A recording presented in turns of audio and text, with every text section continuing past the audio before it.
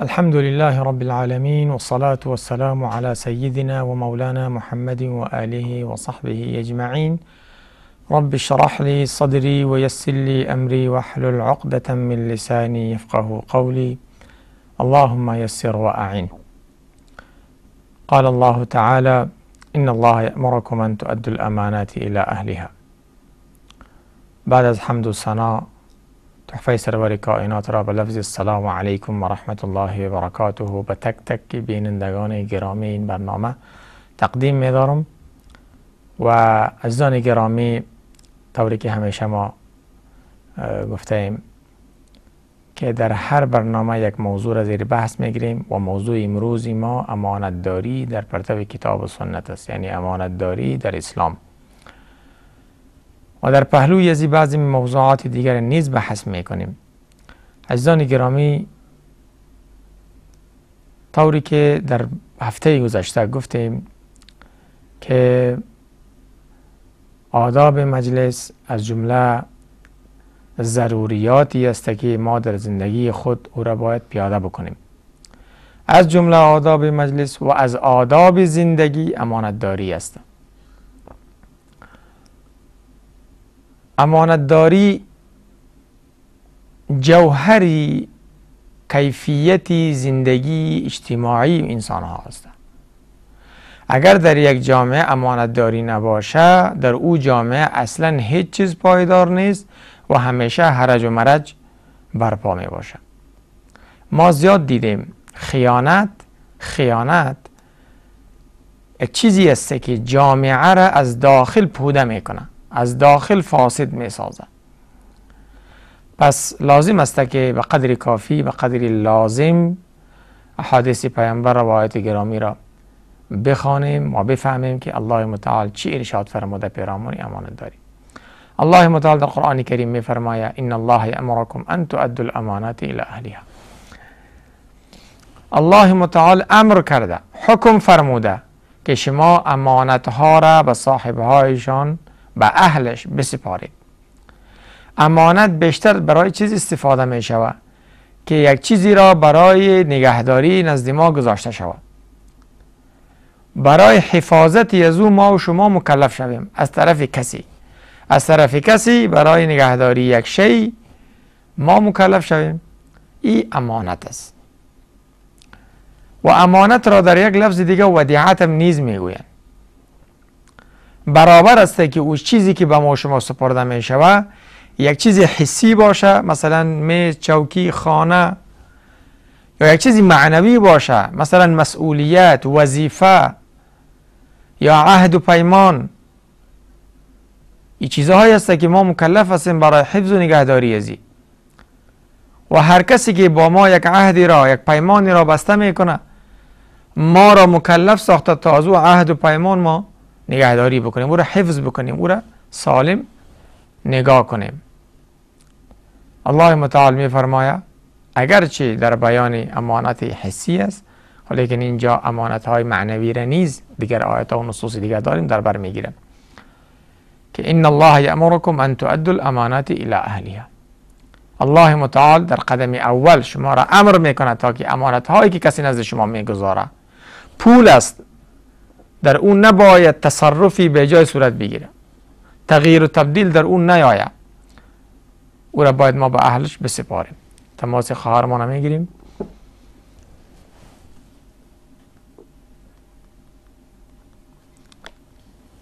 بله خواهر عزیز.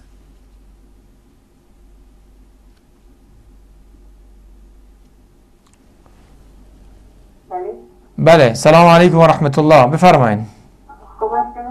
الحمدلله، شکر، بخیر باشید. اولی که بسیار از شما علمای دین افتخار میکنیم. خداوند شما را کم نکنه. خداوند سلامت باشید. دنیا و آخرت نصیب شما کنه. آمین. یک سوال دارم. خواهش میکنم. یکی در قبولیت دعا، امنی دعای عزت یا مستقل آدم بخوان از نگاه شریعت چی حکم دارد؟ و دویم سوال نیست که نماز آده که بخوانیم لیلی کنم سوره ها را بخوانیم و همین نماز چی را بخوانید؟ نماز نماز تهجد؟ نه، نماز حاجت. حاجت درست است. این سوره را در این تکرار بخوانیم از نگاه اسلام جایز است. خب دیگه درست است. خدا.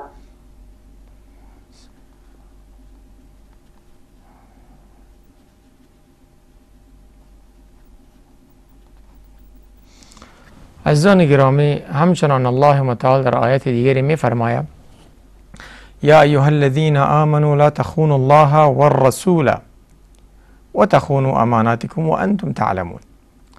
ای کسانی که ایمان آورده اید، با الله خیانت نکنید، با رسولش خیانت نکنید و در امانتداری های خود، در یعنی امانتداری حسی خیانت نکنید، در حالی که شما حقیقت خیانت را میدانید، یعنی جزایی که در عواقب یزی است، یعنی اخلاقا هم ای بد است.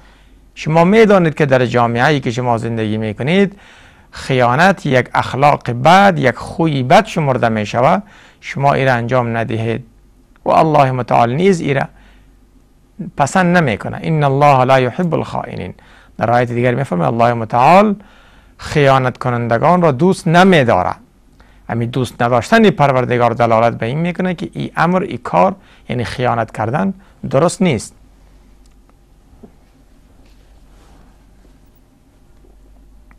بله خواهر عزیز. و علیکم السلام و رحمت الله. بفرمایید خواهر عزیز. یک سوالی داشتم که بعد از نماز پیشینه که خلاص میکنم، نماز پیشینه که میخوانم، وقتی که خلاص میکنم نماز پیشینه دو رکعت نماز داخل میخوانم، باز دعا میکنم، بدون که نماز پیشینه خلاص میکنم دو رکعت نماز دیگه میخوانم، سر میخوانم، باز میگم خدای امیر در نمازهای قضایی مجرا کن. دوباره بگویم که میشه نمیشه. خب دیگر بفرمایید. به یک رمضان بود و شوان کار میکرد، یک هفته بود خانه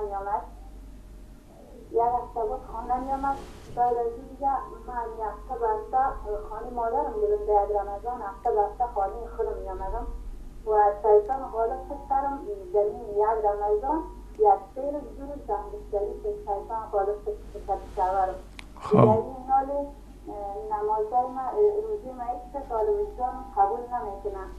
در این حال ما میگه 60 روز توان بشه مسکینه، توان هم داده نمیتونم و توانش ندارم و 60 مسکینه لباس هم داده نمیتونم، توانش ندارم و 60 روز میگه روزه دیگه پایدار ضعیف هستم، نمیتونم روزه گرفتم. از یک مولوی پرسان کردم، این مولوی گفت که تو افنان مسکینه حساب کنه، بعد از او در این 60 روز پیسی تو افنان مسکین کم میشه، امیر را در مسکین بده.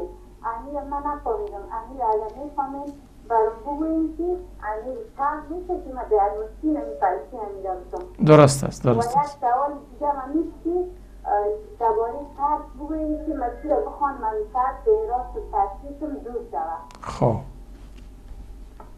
درست است، با برنامه باشد انشالله راهنمایی خواهم کرد.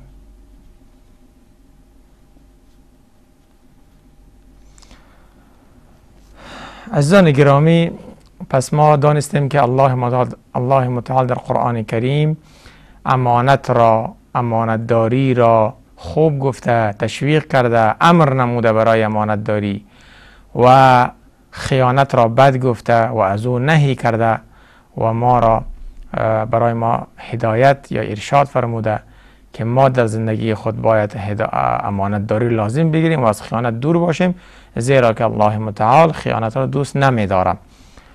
حالا سوال های خواهرمان هم میگیریم. خواهرمان از کابل گفتن که برای قبولیت دعا کدام دعایی که پیامبر خدا صلی الله علیه و سلم خوانده یا دعایی که برای قبولیت مؤثر باشه، یعنی کدام دعا است؟ خواهر عزیز در واقع دعایی که انسان الله متعال اگر میخواه انسان که الله متعال دعایش را قبول بکنه، در قدم اول باید خود را از حرام پاک کنه. بزرگترین مانع قبول دعاها مال حرام است. در حدیث مبارک صراحتا آمده، الله پیامبر صلی الله علیه و آله میفرماید که الله متعال دعای او شخصی که لباسش از حرام باشه، خوردنش از حرام، نوشیدنش از حرام، حتی تغذیه و کلان شدش در حرام باشه، میگه چگونه قبول کنه دعای تو یک شخصه؟ حتی در موقفی باشه که در او تو یک موقف انسان مظلوم قرار داشته باشه و دعایش جای قبولیت دعا باشه، یعنی زمان قبولیت دعا باشه، جای قبولیت دعا باشه، محل و مکانش، لیکن اگر انسان در حرام آغشته باشه، میگه با وجودی که جایش جای قبولیت دعاست، وقتش وقت قبولیت دعاست، الله متعال دعایش قبول نمیکنه. فانا یستجاب له، میگه چگونه الله متعال دعایش را قبول بکنه؟ پس بزرگترین مانع قبولیت دعاها حرام است. وقتی که انسان خود از حرام پاک نگه داشت، شاید بعضی ها سوال بکنن که چگونه خود پاک نگه داره؟ آدم باید در درآمد خود و در تصرفات خود فکر کنه، غور کنه. چیزی از حق کسی را خود ما به جای نگرفتیم، بدون اجازه خود نگرفتیم. چیزی بدون اجازه و از کسی ولو بیت المال باشه، بدون اجازه گرفته ما تصرف خود یا استعمال خود، خود و نوش خود نیاوردیم. در تعاملات خود ظلم خود نکردیم. دکاندار است، کراچیوان است، دیگه مثلا کسایی که دکاندار هستن غرر میکنن، بازی میتن. حتی کراچیوانا مثلا آلو میفروشه، آلوهای کلان اوجا پیش روی میمونه، در پیش روی ترازو کسه آلوهای خراب خرد و خراب و دیگه بسیار پوچ کس پیش روی ترازو میاد. وقتی که آلو را اون طرف نفر میبینه که بسیار آلوهای خوب است، وقتی خریدن میگیره، همین کراچیوان به خاطر بازی دادن او آلوها را اوجا مانده، وقتی طول کردن کسی از پیش ازمی ترازو از آلوهای خراب برایش طول میکنه. این بازی دادن یک مسلمان است. ایره الله متعال پیامبر صلی الله علیه و سلم در حدیث مبارک منع کرده. کسی که تو انجام میده امید درآمدی از حرام میشود، واضح و روشن حرام است. این کار حرام است، درآمدش هم حرام میشود، بی برکت میشود. الله متعال ما و شما را از این گپ نجات بده. پس خود از حرام پاک نگه بداریم.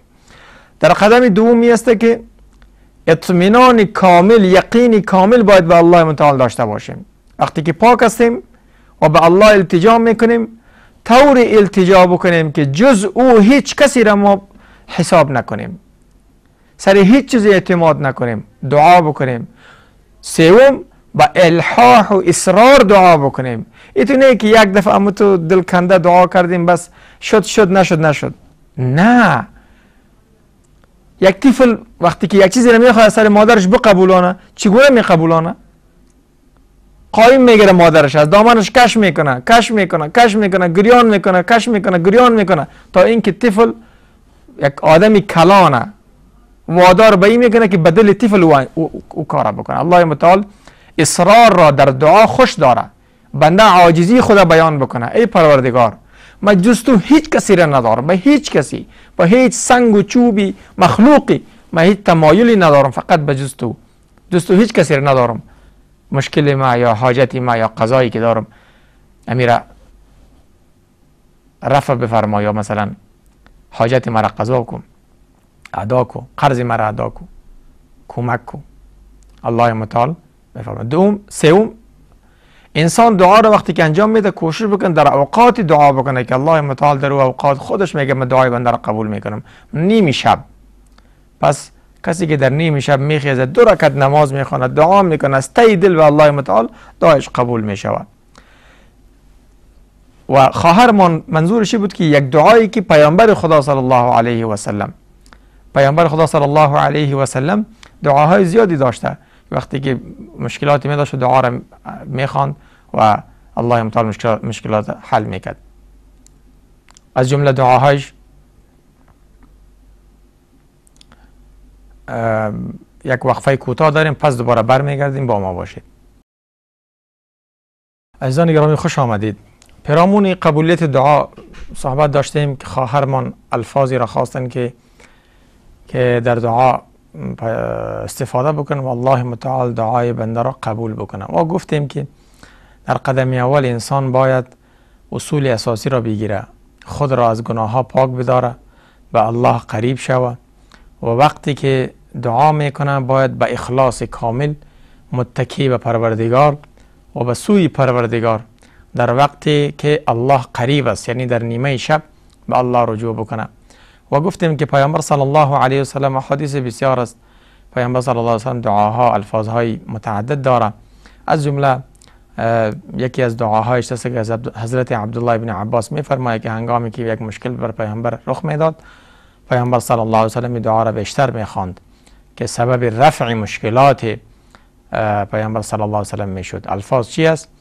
که لا اله الا الله العظیم الحلیم، لا اله الا الله العظیم الحلیم، لا اله الا الله رب العرش العظیم، لا اله الا الله رب السماوات و رب الارض و رب العرش الكریم.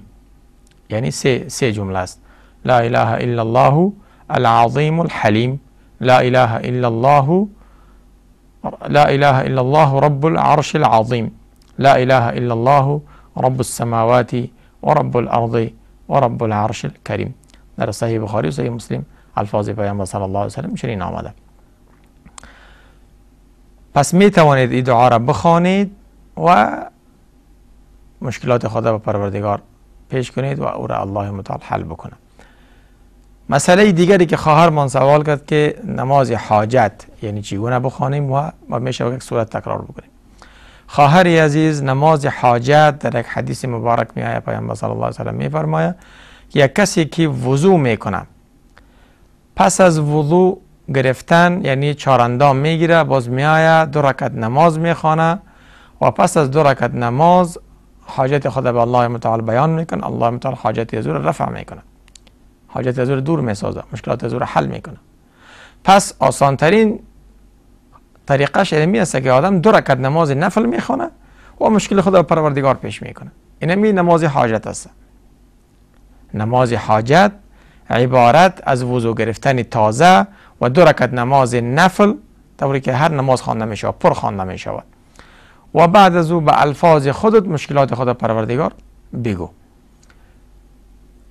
تکرار یک سورت در یک رکعت بهتر می است که ساده خوانده شود، اما اگر شما مثلا بسیار مثلا قرآن یاد نداری یا سورت های زیاد یاد نداری، 2 رکعت 2 سورت است، 2 سورت میتونین خوانده بتونین. اگر باز هم یک سورت یاد دارید می توانید که در هر 2 رکعت یک سورت بخوانید، چون که نماز نفل است اشکال نداره. می توانید که یک سورت را در هر 2 رکعت بخوانید.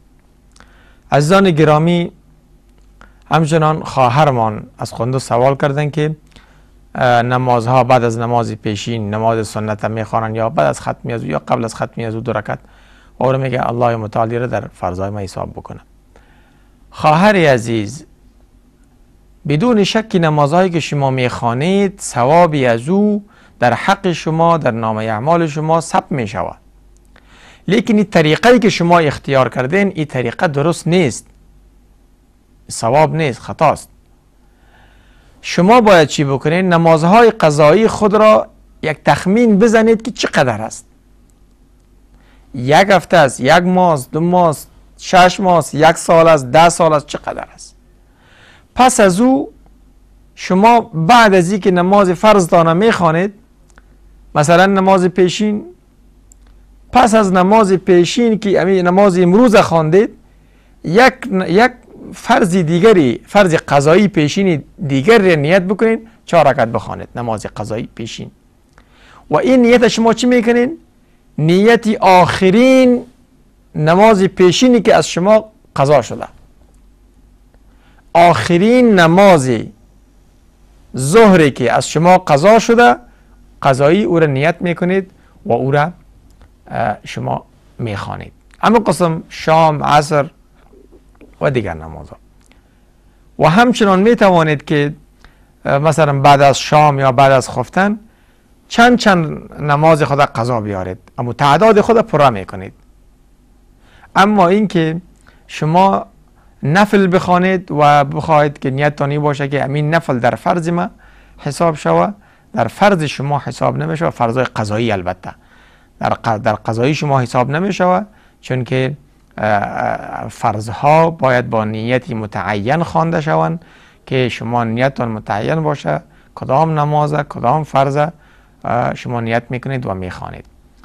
دیگه شما اینطور بکنید که نمازهای قضایی خود حساب بکنید، پس از او در هر وقت یک نماز فرض قضا بیارید و نیتانی باشه که آخرین نماز قضایی امو وقت، پیشین از ظهر، از شام، از خفتن، از امو وقت. و همچنان میتونین که بگوین که اولین نماز قضایی، اگر آخرین گفتن اولین نماز پیشینی که از شما قضا شده امور نیت میکن، اولین نماز عصری که از شما قضا شده اموره. به همون قسم میتونین تمام نمازهای قضایی خود بجا بیاورید. سوال دوم شما بود که کفاره. خواهر عزیز، کفاره که شما مثلا یعنی روزه را که از پیش شما خطا شده، سهو شده و کفاره بالا شما لازم گردیده، او روزه ای که 3 روز روزه را شما فاسد کردین یا خراب کردین، او روزه را خود میگیرید، 3 روز روزه را میگیرید، اما پیرامون کفاره را شما وقت شما گفتین که من توان گرفتنش ندارم و توان پرداختن کفاره را ندارم، خواهر عزیز شما ایره ببینید که فی الحال شما توان گرفتنش شاید ندارین و شاید الله متعال شما را فردا، سال دیگر یا سال آینده، 2 سال بعد، 5 سال بعد و شما توانایی بوده شما ایره بجا بیارید و اما خصوصا پرداختنه. یا مثلا شما مرضی دارید که اون مرض دائمی است، تا مرگتان اون مرض با شما هسته، از شما دور نمیشه، پس شما کفارتان را چی وقت میپردازید؟ وقتی که الله توانمندی براتون داد. اگر بازم که نتونستید، باز شما میتونید که می کفاره را به تقسیم بپردازید، کم کم بپردازید. چقدر میشوه؟ تقریبا اگر ما هر روز 2 وقت نانه، اگر یک وقت 50 روپه حساب بکنیم، روز 100 روپه میشوه. کفاره شما 60 6000 روپه میشوه. 6000 روپه را شما میتوانید که کم کم بپردازید به غربا، به فقرا، مثلا 500 یک دفعه، 500 دیگه دفعه، یا 1000 یک دفعه، 1000 دیگه دفعه. اینمی مقدار شما باید مکمل بکنید. درست است؟ اگر لباس میخرید همچنان، طعام همچنان. به هر حال مقدار یا امو طریقه طعام چی است که در یک بازاری که عادی باشه شما بروید، یک نانی که بسیار عادی باشه، یک نفر بخوره، سیر بکنه، چند تمام میشوه؟ در کابل مثلا 60 روپه تمام میشوه. در چوک جاده بروی، کسایی که مثلا برنج سری کراچی میارن سودا میکنن، برنجای تازه، نه او که چیزا میارن، نه تازه که پخته کرده میارن، قاب 50 روپه، غوری 50 روپه و یک نانم 10 روپه، امروز 60 روپه. در 60 روپه انسان سیر میکنه. 60 روپه پیشین، 60 روپه شب، 120 روپه. 120 روپه یک روز کفاره میشه. 120 ضرب چیز بکنین، ضرب 60، 6600 روپه به خالم میشه. به هر حال یا 7000 میشه و 7000 هم قسم میشه، مشکلی نیست. پس شما کفاره خود را پرداخته میتوانید. اگر امروز نمیتوانید، فردا نمیتوانید، سال آینده یک وقتی الله امضا به شما توان میده. اما ای که یک رقم بخشیده شوه، او را دیگه نزد پروردگار است، توانی بنده نیست که او را ببخشد.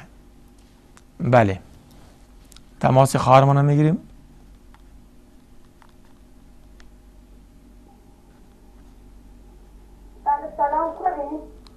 و علیکم السلام و رحمت الله. بفرمایید خواهر عزیز.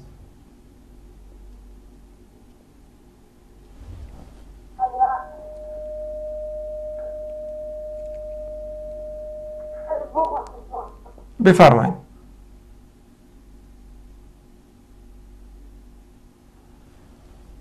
صدا درست نمیاد، من تماس گرفته نمیتوانم. تماس خواهر ما قطع شد. صدا درست نمی آمد، تماس گرفته نمی شد. عزیزان گرامی،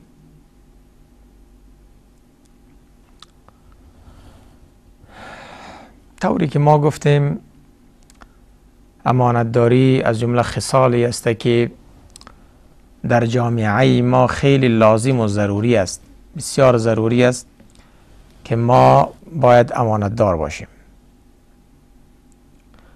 و احادیث پیامبر صلی الله علیه و سلم نیز دلالت به همین میکنه که یک مسلمان در تمام امورش امانتداری رعایت بکنه، خصوصا در ادارات دولتی. کسایی که وظیفه دار هستند، اکثر فساد جامعه، فساد اداری یا فساد چیز از سوی کسانی می آید که تحصیل یافته هستند. با وجودی که تحصیل کرده هستند آغشته به خیانت می شوند. اینقدر آغشته و معتاد به خیانت می شوند که خیانت را یک کار خوب می دانند و می گویند که چنین چیزی لازم است، بدون از این نمی شود کار پیش برود، بدون از این نمی شود کار کرد، بدون از این روزگار پیش نمی رود. این دلایل هوایی است، دلایلی نیست که نزد پروردگار ما و شما را نجات بده. احادیث پیامبر صلی الله علیه و سلم زیاد است، از جمله یک حدیث را میگیریم به یک موضوع دیگه باز میرویم. حضرت انس بن مالک رضی الله تعالی عنه میفرماید که پیامبر صلی الله علیه و سلم به ما خطبه میداد و فرمود لا ایمان لمن لا امانت له.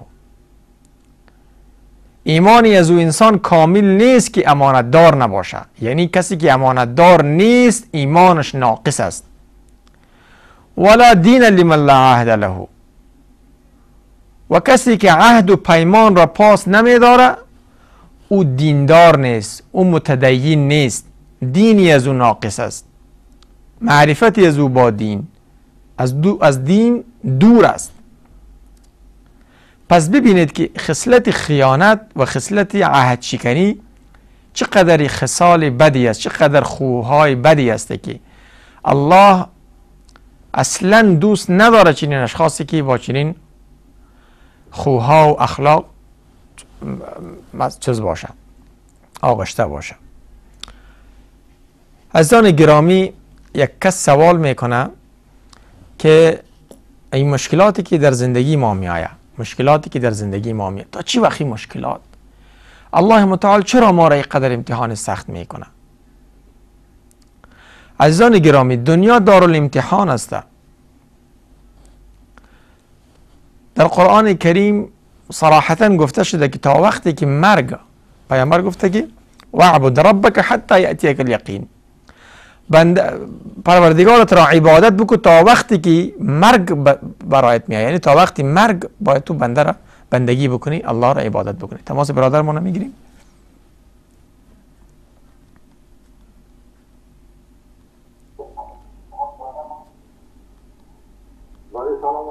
و علیکم السلام و رحمت الله و برکاته. الحمدلله، شکر. جور باشین، بخیر باشین عزیز برادر.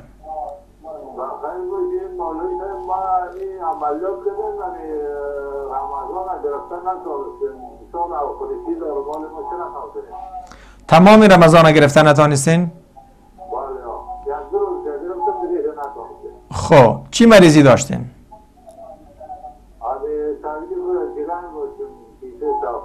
خب حالی بعد از این شما توانایی روزه گرفتن دارین ندارید تا که زنده هستید؟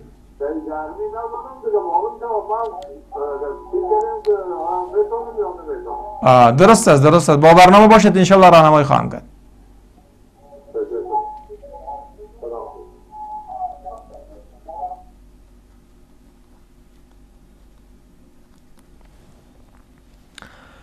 الله متعال در قرآن کریم فرموده که وعبد ربک حتی یأتیک الیقین. ای پیامبر، خطاب پیامبر، خطاب اگرچه در لفظ پیامبر است لیکن حقیقتا امتش مخاطب است. میگه تا وقتی که مرگ به سویت می آید تو باید الله را بندگی بکنی و در فرمانش پایبند باشی. و درباره مشکلات ها الله متعال در آیات های متعدد فرموده که ما شما را امتحان میکنیم، حتما به ضروره ما شما را امتحان میکنیم. فردی که در این دنیا تولد میشه و در امتحان الله قرار میگیره، هر لحظهش در امتحان است. کسی که پولدار است هم در امتحان است، کسی که غریب است هم در امتحان است، کسی که مریض است در امتحان است، کسی که جور است در امتحان است، کسی که در فخر و غرور زندگی میکنه او هم در امتحان است، و کسی که در ذلت و خاری زندگی میکنه او هم در امتحان است. الله متعال میفرماید ولنبلونکم بشیء من الخوف والجوع ونقص من الاموال والانفس والثمرات وبشر الصابرین الذين اذا اصابتهم مصیبه قالوا انا لله وانا الیه راجعون اولئک علیهم صلوات من ربهم ورحمه واولئک هم المهتدون. ما حتما شما را توسط نقصان در تجارت، توسط نقصان در افراد فامیلتان، مرگ، میر و مریضی شما را امتحان میکنیم، و در کسایی که مثلا طوفان میآید، کسایی که باغایشان، کسایی که زمینایشان خشکسالی میآید، تمامش امتحانات است. و الله متعال میفرماید کسانی که صبر میکنن به آنها مژده بده، برایشان مژده بده. آنها چی کسانی هستند؟ کسانی هستند وقتی یک مصیبت، یک مشکل روبرو میشوند میگن که ما از الله هستیم، از آن الله هستیم و به سوی الله برمیگردیم. و همچنان اینمی مردم هدایت یافته هستند. قرآن صراحتا گفته پس تمام زندگی ما امتحان است، هر لحظه ما، خوشی ما، خفگی ما، تمامش. بله برادر ما است، بفرمایید عزیز برادر.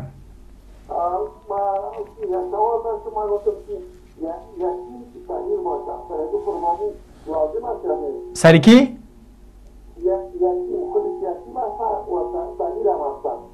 خب یتیم است عزیز برادر، یتیم است، یتیم مال داره؟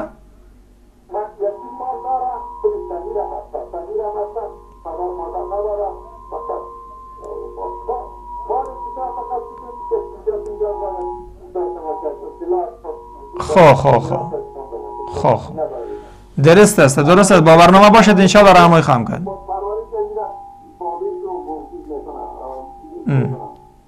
درست است.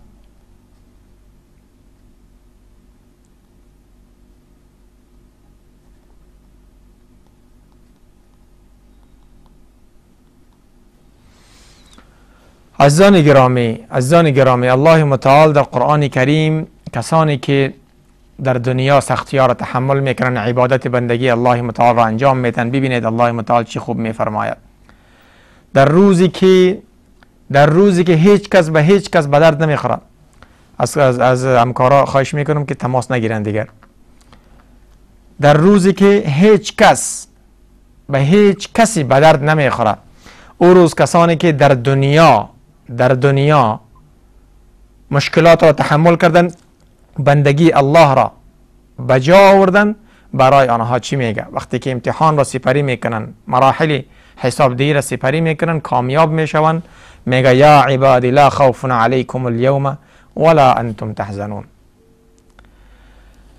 در او روز الله متعال صدا میکنه ای بندگان ما، امروز بعد از ختم امتحان، قبل از داخل شدن به جنت، الله متعال میفرماید یا عبادی ای بندگان ما لا خوف علیکم اليوم، هیچ ترسی، هیچ هراسی بر شما نیست،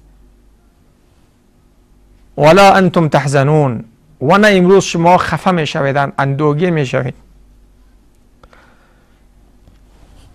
او روزی است که روز خوشی واقعی، این تمام غم هایی که در این دنیا ما داریم، مشکلاتی که ما داریم، تمامی از بین می روه.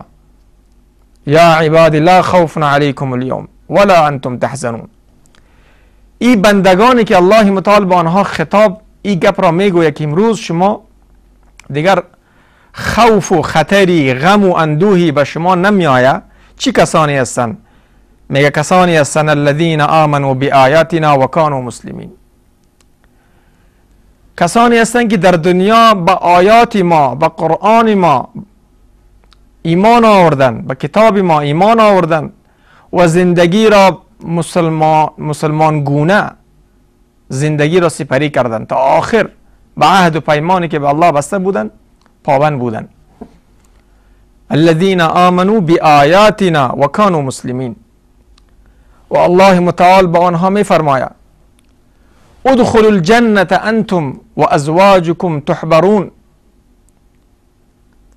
ای بندگان ما به جنت داخل شوید، شما داخل شوید و فرزندان و ازواجتان، یعنی با فامیل، با جمله فامیل داخل شوید، در حال داخل شوید که شما خوشحال باشید، یعنی خوشحالی کده در جنت داخل شوید. ادخلوا الجنة، داخل شوید به جنت، انتم شما و ازواجکم و فامیل هایتان، تحبرون در حالی که شما خوش هستین و خوشحال می روین. یطاف علیهم بصحاف من ذهب و اکواب و فیها ما تشتهیه الانفس و تلذ الاعین. الله متعال صفت جنت را بیان میکنه، میگه وقتی که در جنت داخل شده، در اونجا همانند محفلایی که در دنیا ما محفلای بزرگ وقتی که گارسونا در ظرفای بزرگ، ظرفای مثلا تشتایی که در او گلاس های شراب می باشه، در بین مهمان ها می گردن، اما قسم میگه گشتانده می شود، گردانده می شود. ظرف های طلایی و گلاس هایی که طلایی باشند در آنها شراب باشه و در بین جنتی ها گشتانده می شود. و در آنجا و فیها ما تشتهیه الانفس، و در جنت هر آنچی را که شما بخواهید، هر آنچی را که شما بخواهید در آنجا است. و فیها ما تشتهیه الانفس، هر آنچی را که انسان ها بخواهند در جنت وجود دارد.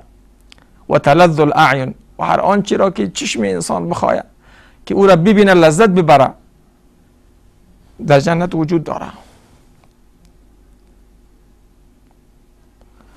و انتم فیها خالدون، یک دفعه که داخل شدید شما در اونجا جاودان هستید، دائم میمانید، پایدار میمانید، دوباره کسی شما را جنت بیرون نمیکنه. ما همیشه در موتر، در سفر، در هر جای گله میکنیم از پروردگار، گله میکنیم از زندگی، گله میکنیم.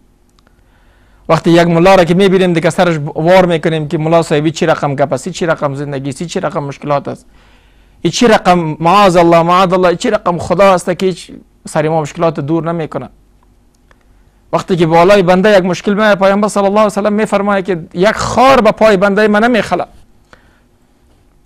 مگر در بدل از او پاداشی که برای از او است همین است که گناههای از او پاک میشود، درجات از او بلند میشود و نزد پروردگار او مرتبه میبره.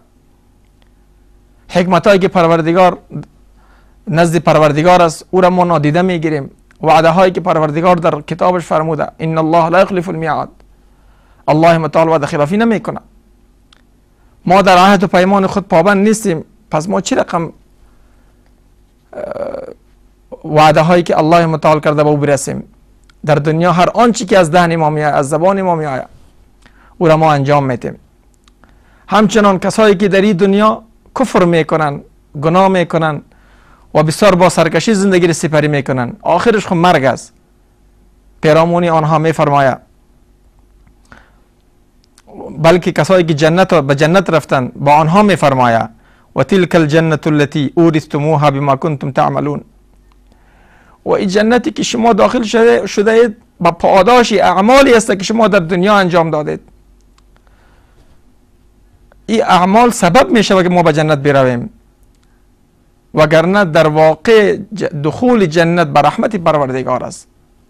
اگر ما میخواهیم که در رحمت پروردگار شامل شویم باید اعمال نیک انجام بدیم. اگر جنت رفتن آسان نیست، حفت الجنة بالمکاره، جنت با سختی های تو پیشانده شده، نمیشه که ما در هر جا از پروردگار گله کنیم. همچنان الله متعال پیرامون نعمت هایی که در آنجا وجود داره میفرماید که لکم فیها فاکهه، در آنجا برای شما تمام میوه هایی است که شما خواسته باشین و از آن شما میخورید، استفاده میکنید. چرا میوه؟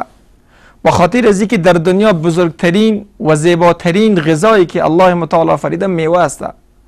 غذاهایی که ما میپزیم نیست، بلکه غذاهای طبیعی است که جمله میوه ها میباشه.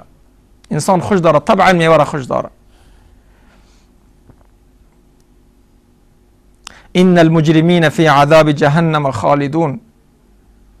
وقتی این پاداش کسایی است که اعمال نیک انجام میته، پس بدون شک کسایی که اعمال بد انجام میتن در دوزخ هستند، آنها نیز در دوزخ پایدار میمانند. الله متعال شما نجات بده. لا یفتر عنهم و هم فیه مبلسون. عذاب از آنها کم نمیشوه، کاسته نمیشوه و آنها غمگین و اندوهگین با عذاب در دوزخ باقی میمانند تا ابد الآباد. این دنیایی که چند روز است، چرا این دنیا را ما به نفع خود استفاده نکنیم؟ و ما ظلمناهم ولكن كانوا هم الظالمین.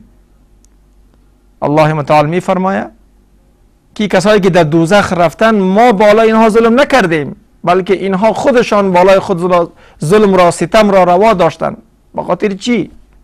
به خاطر که ما به اینها فرصت دادیم ایمان بیارن، کتاب فرستادیم، پیامبر فرستادیم، هدایت روشن و واضح بود، لیکن اینها کفر را انتخاب کردن، گناه را انتخاب کردن، معصیت را انتخاب کردن، شرک ورزیدن. بجای پروردگار یکتا به سنگ و چوب و قبر و مزار و فلان و فلان و فلان رجوع کردن. مشکلات خود بجای که از الله یکتا بخواهند، از این و آن خواستن.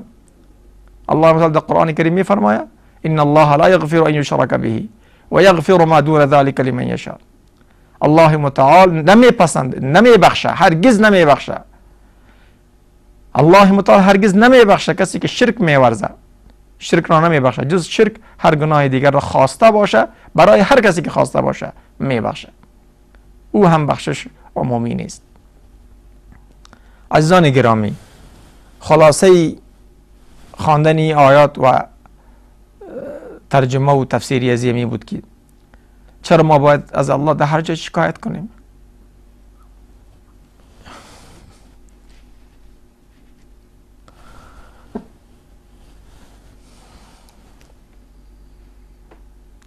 برادرمان از بغلان سوال کردن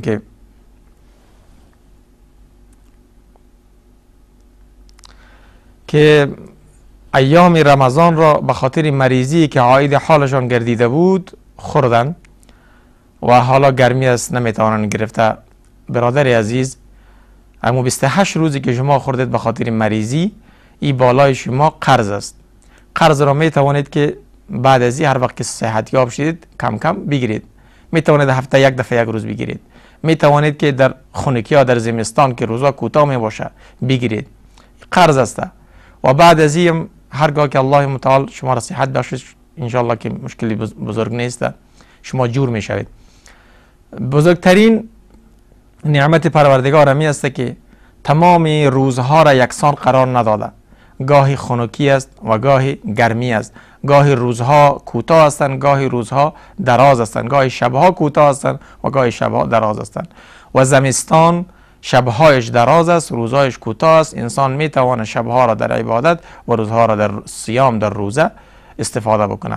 شما می توانید که قرضهای خود یک جایی بگیرید در رمضان، بغیر رمضان، یعنی در ایام گرمی سردی فرق نمیکنه. می توانید که کم کم بگیرید، می توانید یک جایی بگیرید و بهترش همین است که شما ایره قبل از اینکه رمضان دیگه بیاید ایره بگیرید و خود خلاص بکنید. هفته دو روز بگیرید، روز دوشنبه و پنجشنبه مشکل نیست، آسان است، حل می شود. و برادرمان باسی جان از هرات سوال کردن که بالای یتیم قربانی واجب است یا نیست. عزیز گرامی، فقهای کرام رحمهم الله پیرامون این مسئله اختلاف کردن، گفتن که واجب است یا نیست، چون که یتیمی که مالدار باشه همان نخیر. پس بهترین و قوی ترین نظر می است که بالای یتیم، اگرچه یتیمی که صغیر است، یتیمی که بلوغ نرسیده، واجب نیست، چون که وجوب بر عمر است، به اساس شخص است. کسی که عاقل باشه، بالغ باشه، مسلمان باشه، توانا باشه، بالای از او و توانمندیش هم با نصاب باشه، یعنی صاحب نصاب باشه، قربانی واجب می شود. و یتیمی که اگرچه مال داشته باشه لیکن چون که بالغ نیست و پس به اساس فقد شرط، نبودی شرط از بالای از او وجوب قربانی ساقط می شود.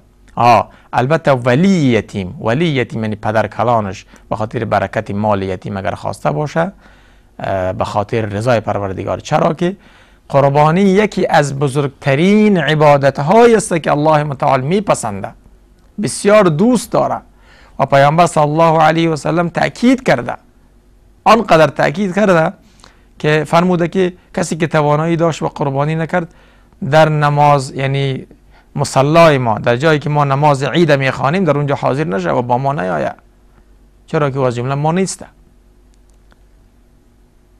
به هر حال سوال شما این بود که آیا بالای چنین شخص یتیمی که صغیر است قربانی واجب است؟ نه خیر، واجب نیست و اون قربانی نکنه.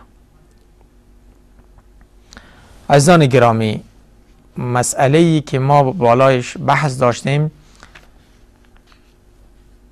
امانتداری در اسلام بود. امانتداری در اسلام احادیث زیادی را ما خواندیم و گفتیم که پیامبر صلی الله علیه و سلم می فرماید کسی که امانتدار نیست دینی از او، ایمانی از او ناقص است، و کسی که به عهد و پیمان پابند نیست دینی از او ناقص است. یکی را ایمانش ناقص است، اون دیانتداری او متدین نیست. حدیثی است که ابو هریره رضی الله تعالی عنه می فرماید که رسول الله صلی الله علیه و سلم فرمودند ادی الامانه الی من ائتمنک ولا تخن من خانک. ببینید در اینجا پیامبر صلی الله علیه و سلم چی راهنمایی میکنه؟ کسی که به شما یک چیزی را سپرده، به ودیعت گذاشته، به امانت گذاشته، میگه هیچگاه در مال او شخص که بالای شما اعتماد کرده شما خیانت نکنید، بلکه مالش را همان طور سالم غانم با آنها باید پس بگردانید. و کسی که در حق تو خیانت کرده پس در حق از او تو خیانت نکو، یعنی گویا که فلان در حق من خیانت کرد من در حق از او خیانت بکنم، نه خیر. پاداش بالمثل در طاعات و عبادات نیست، در کارهای خیر پاداش بالمثل نیست. یک نفر در خیانت مثلا در حق تو خیانت کرد، تو هم در حق از او خیانت کنی، نه خیر. خیانت خو یک امر گناه هست، تو حق نداری که در بدل خیانت از او تو هم خیانت بکنی. پیامبر صلی الله علیه و سلم منع فرموده. همچنان